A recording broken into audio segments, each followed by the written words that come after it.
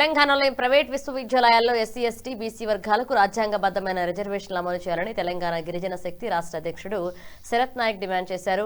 ఈ మేరకు ఉస్మానియా విశ్వవిద్యాలయంలో విద్యార్థి సంఘాలతో కలిసి రౌండ్ టేబుల్ సమావేశాన్ని నిర్వహించారు. ప్రస్తుతం రాష్ట్రంలో 12 ప్రైవేట్ 5 డీమ్డ్ విశ్వవిద్యాలయాలు ఉన్నప్పటికీ కూడా రిజర్వేషన్లు అమలు కావడం లేదని నేతలు ఆరోపించారు. సామాజిక న్యాయం కోసం ప్రైవేట్ యూనివర్సిటీల్లో కూడా రిజర్వేషన్లు తప్పనిసరిగా అమలు చేయాలని, నిబంధనలు పాటించిన యూనివర్సిటీలపై ప్రభుత్వం కఠిన చర్యలు తీసుకోవాలని డిమాండ్ చేశారు. ఈ నెల 13న జనవిహార్లో రాష్ట్ర స్థాయి సమావేశం నిర్వహించి అనంతరం రాష్ట్ర వ్యాప్తంగా అవగాహన కార్యక్రమాలు చేపట్టి ఉద్యమాన్ని విస్తరించనున్నట్లుగా ప్రకటించారు. కాపాడుకుందాం రిజర్వేషన్లను, కాపాడుకుందాం భారత రాజ్యాంగాన్ని. నమస్కారం. ఈరోజు ఉస్మానియా యూనివర్సిటీలో తెలంగాణ గిరిజన శక్తి రాష్ట్ర కమిటీ ఆధ్వర్యంలో విద్యార్థి మరియు ప్రజా సంఘాల రౌండ్ టేబుల్ సమావేశం నిర్వహించడం జరిగింది. ఏదైతే తెలంగాణ రాష్ట్రంలో ఉన్నటువంటి 12 ప్రైవేట్ యూనివర్సిటీలు, 5 డీమ్డ్ యూనివర్సిటీలు, ప్రైవేట్ యూనివర్సిటీల చట్టం 2018లో తీసుకురావడంతో ఈ 17 యూనివర్సిటీలు ఈ తెలంగాణ రాష్ట్రంలో రావడం జరిగింది.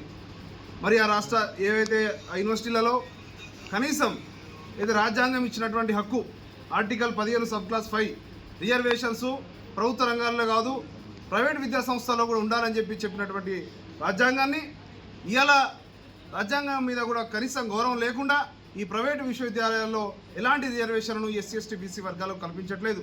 విద్యా ఉపాధి రంగాలలో ఖచ్చితంగా రిజర్వేషన్లు కల్పించాలని, ఒకవేళ కల్పించని ఏ ప్రైవేట్ యూనివర్సిటీనైనా తక్షణమే వాటి యొక్క అనుమతులను రద్దు చేయాలనే ఉద్దేశంతో భవిష్యత్ కార్యాచరణ భాగంగా ఈరోజు ఏదైతే 13వ తారీఖున జనవిహార్లో నిర్వహించినటువంటి మేధావులతోని, విద్యార్థి సంఘాలతోని, ప్రజా సంఘాలతోని నిర్వహించినటువంటి సమావేశాన్ని విజయవంతం చేయాలని మొదటి సమావేశంగా ఉస్మానియా యూనివర్సిటీలో దీన్ని మొదలుపెట్టడం జరిగింది.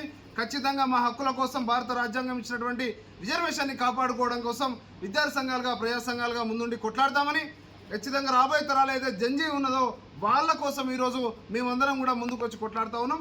దీంట్లో ఆ రిజర్వేషన్ యొక్క ఈ మూమెంట్లో కాపాడుకునే దాంట్లో వాళ్ళు కూడా భాగస్వామ్యం కావాలని, ఇలాంటి సమావేశాలు తెలంగాణ రాష్ట్ర వ్యాప్తంగా అన్ని విశ్వవిద్యాలయాల్లో, అన్ని జిల్లా కేంద్రాల్లో నిర్వహించి ప్రజలందరినీ కూడా చైతన్యం తీసుకొచ్చి ఇవాళ ఏదైతే దాదాపు ఇంకో 20 ప్రైవేట్ యూనివర్సిటీల కోసం దరఖాస్తు చేస్తున్నట్టుగా మాకు తెలుస్తూ ఉన్నది. ఖచ్చితంగా కేంద్ర రాష్ట్ర ప్రభుత్వాలు దీని మీద నియంత్రణ తీసుకురాకపోతే ఇవాళ వాళ్ళ వీసీని ఎవరు నియమిస్తున్నారో తెలియదు, రిజిస్ట్రార్ ఎవరు నియమిస్తున్నారో తెలియదు, ఇవాళ ఎవరు దిస్తున్నారో తెలియదు, ఇవాళ వాళ్ళ సర్టిఫికెట్లు ఏ పట్టాలు ఇస్తున్నారో తెలియకుండా, ఇవాళ వాటి మీద ఎలాంటి నియంత్రణ లేకుండా, ఫీజుల మీద నియంత్రణ లేకుండా లక్షలాది కోట్లాది రూపాయలు దండుకుంటున్నటువంటి ఈ యొక్క విశ్వవిద్యాలయాలను ఖచ్చితంగా నియంత్రించాలని, రిజర్వేషన్లు పాటించని యూనివర్సిటీని రద్దు చేయాలని డిమాండ్ చేస్తా ఉన్నాం. రాబోయే రోజుల్లో ఈ కార్యాచరణతో ముందుకెళ్తామని